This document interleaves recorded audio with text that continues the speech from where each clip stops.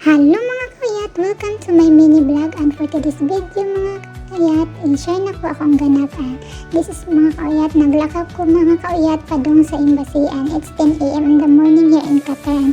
Sobra kainit mga kayat, pero madaraman sa panit mga kayat, dili ra siya sakit, naman siya hangin nga init siya mga kayat ba.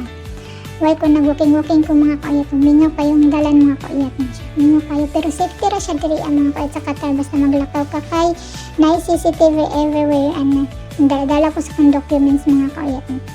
Siya mga kayat, and also mga kayat, na siya police na nagbantay diri ang mga kayat, so di jud hadlok, and also diri ang mga kayat, padung na siya sa embassy mga kayat, and diri ang na side mga kayat is mosque na siya mga kayat, and sunod ani mga kayat is Bakala na, and kani siya diri mga kayat nga kung mga kayat, and corner is Bakala, like 7-Eleven sa ato ang mga kayat, and hapit na ko maabot sa embassy mga kayat. 2 minutes na walking na lang abot na ko sa embassy.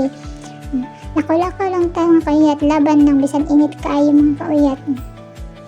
Mo na siya ang embassy mga kayat, na nataday hapit 1 minute na lang maabot na ta dito mga kayat, and hopefully okay ang akong paglakaw karon mga kayat. And this one mga kayat, the signage of Republic ng Pilipinas, Philippine Embassy.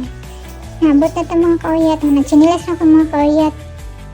Tuwara siya mga kayat, and marang gari na ang takutob mga kayat, and thank you for watching. Have a good day. Bye bye.